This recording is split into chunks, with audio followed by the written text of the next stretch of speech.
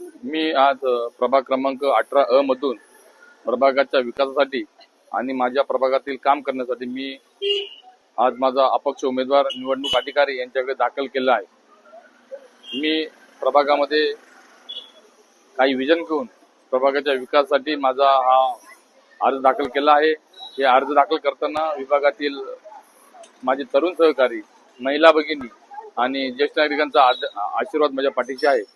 मी प्रभागाच्या विकासासाठी काही विजन आहेत माझ्याकडे। त्या विजनच्या माध्यमातून प्रभागामध्ये सर्वात महत्त्वाचा विषय म्हणजे स्वच्छता, दुसरा पार्किंगची व्यवस्था, त्या गोष्टींना प्राथमिकता देऊन त्या गोष्टी मी प्राथमिक माझ्या प्रभागात राबवणार आहे।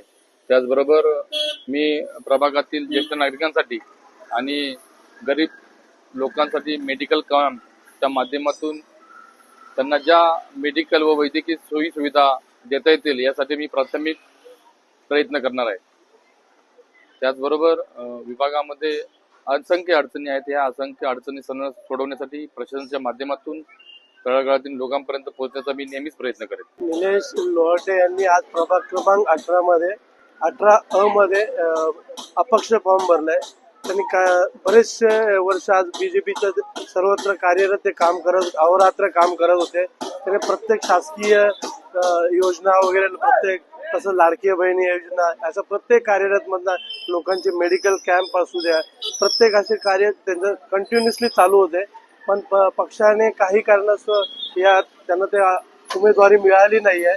पण त्यांना जो त्यांचा कामाचा आणि विकासाचा जो आवक आहे, तर प्रत्येकाने आम्ही लोकांनी त्यांना सांगितलं तुम्ही काहीतरी आमच्यासाठी करावं लागेल।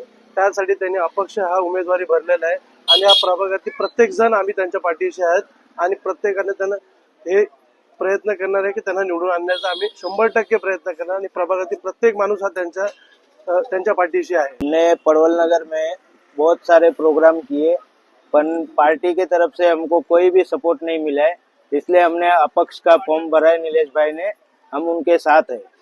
मी छाया राजेंद्र भैसारे, प्रभाग क्रमांक 18 मधून निलेश भाऊ लोहाटे यांनी अपक्ष मधून फॉर्म भरलाय। त्यांनी खूप प्रमाणात मेहनत केली आहे। आम्हाला असं वाटतं आम्ही सगळ्या महिलांनी त्यांच्या बरोबर त्यांची साथ द्यायची आम्हाला। आम्ही सगळ्या महिला त्यांच्या सोबत आहोत आणि सोबत राहणारच आहे। त्यांनी भरपूर शासकीय कामं केली, जसे लाडकी बहिणीचे फॉर्म भरलेत, आयुष्यमान कार्ड वगैरेची जे वरिष्ठांसाठी होते ते सगळ्या त्यांनी राबवल्या आहेत शासकीय। आमच्यासाठी अहोरात्र कुठे पण आम्ही काही कामामध्ये अडकलो तर ते आमच्या बरोबर नेहमी असतात। आम्ही जेव्हा त्यांना फोन केला तेव्हा ते आमच्या बरोबर येतात। आम्ही सगळ्या महिला त्यांच्या बरोबर आहे।